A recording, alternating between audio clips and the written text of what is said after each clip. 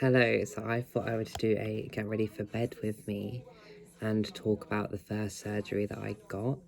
So I hope you guys enjoy, and here we go. So the first surgery that I ever got was my breasts. So I got an enlargement, an augmentation. And the reason why I chose to do that one first over all of the other surgeries that I planned to get is because that one's the one that people would probably notice the most. So that's why I did that. So as a trans person, there's quite a few surgeries that we can get to complete our bodies and make us feel more euphoric. So that one was one I chose to get first, and my God, did it make me feel good. So let me tell you about how I got my surgery done and everything like that. So at the point I got them done, I was on hormones for just over 2 years.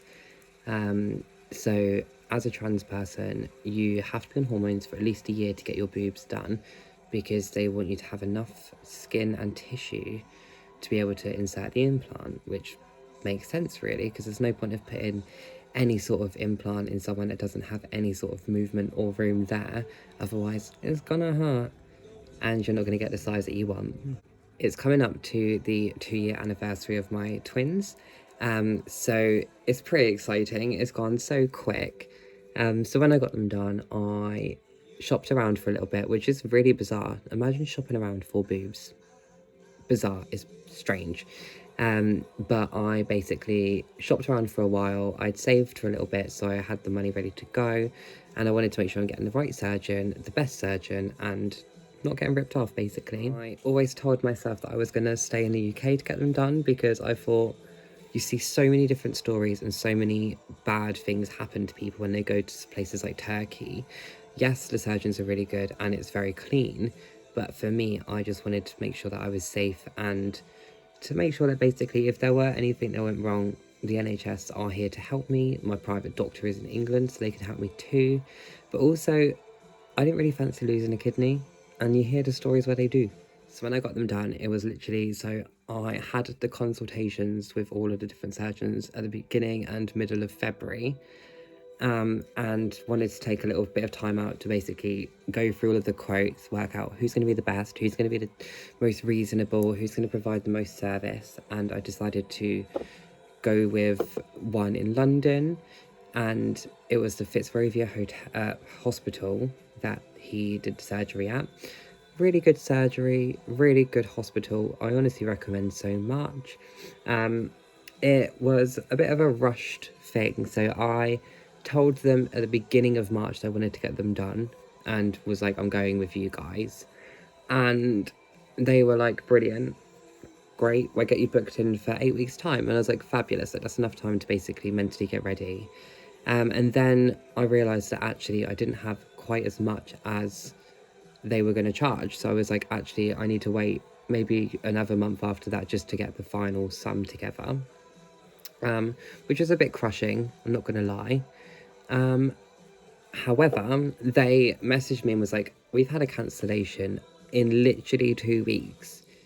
We will offer you a better price if you can do that, because the person had paid a deposit and couldn't have the surgery or something, I don't know. But I was like, oh God, that's literally 2 weeks. And I had to go for like pre-assessments, had to get all of my doctor's notes, had to get all of my medical records sent to them, which is, is quite difficult if you're in the UK, because doctors aren't necessarily the most cooperative. Anyway, I managed to do it because all of my hormones are done privately. Luckily, I could access all of my emails to basically show them when I first started them and all of the payments I'd made, so I can be like, look, I've been on hormones for a long time, you can literally see that.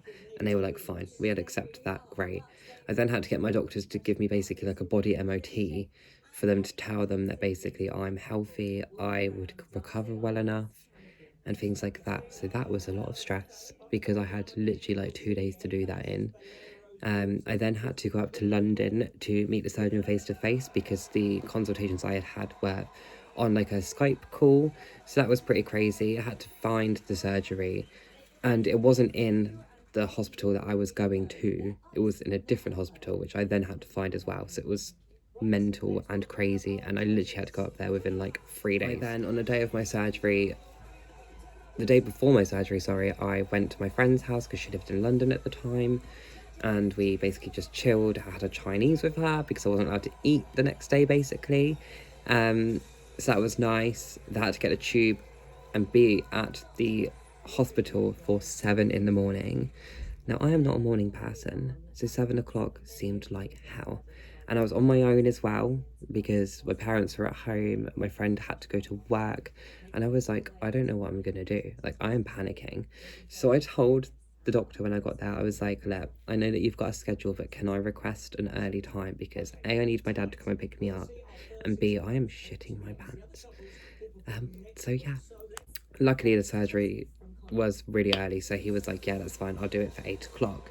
So I literally had an hour in there to basically fill out all the forms, get ready for the surgery, get changed into the robe, remove any sort of jewellery, makeup, anything like that.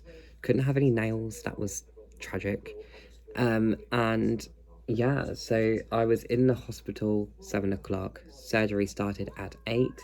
The anaesthetist came and met me a few times and was like reassuring me because they could tell that I was scared. And that was an experience because they were basically like, I'll look after you, you'll be fine. I was like, great, perfect. I then went into the operating table and I was awake, so obviously I walked into there and was like, yeah, cool, love this for me, brilliant. Sat on the table and they were like, we're just going to put the catheter, no, not catheter, I don't know what it's called, the thing in my hand basically that means that they can put me to sleep. And they were like, we're not going to do it yet, we're going to chat to you for a minute and blah blah blah blah blah. With that, my hand went numb and I was like, is that normal?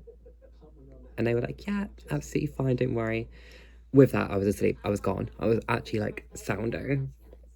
Then I woke up and it felt like literally like no time at all, and I was literally in the surgery for 2 hours, and they were like, it was a success, like it's brilliant, like you're going to be really happy. Oh my god, I was over the moon. I cried and cried and cried. So that was a really heartfelt, warm moment because the surgeons could tell that it meant a lot to me, and they were really sweet and they looked after me. I then had some food that they had ordered for me, which was great because you do, like, private hospitals order you the food that you want basically. So I ate that, and then I was told I need to get dressed and show them that I can do stuff for myself and like make sure I can like go for a wee and stuff, just to make sure that I'm okay to go home. It was absolutely fine. It gave me my pills and my drugs to take for the pain. I didn't actually end up taking any, just the anti infection tablets. I can't think what they're called, antibiotics, but I didn't take any painkillers. I'm tough, I'm a very tough person. I then got picked up at 12 o'clock, so I was only in the hospital for 5 hours, including the surgery, so it was really quick basically. My dad picked me up and I was home by about 3 p.m, 4 p.m, I think it was 3. And I was really over the moon. I was happy. I'd had my surgery, they looked great from what I could see because they were like, have a quick look, but they were swollen, so I got a C cup, but at the time they were like a double D E cup. They were huge, and I was like, love them so much. And then over the next few months they shrunk. I was fuming. I was like, they are so small now, but I love them anyway. Like, I would never ever go anywhere else for a breast enlargement other than the surgery, that the surgeon that I had. And I'm really happy with the size. I will probably go bigger in the future, but my now priorities are getting other surgeries done and just becoming the person that I want to be. So I hope you enjoyed my little story time anyway. Bye.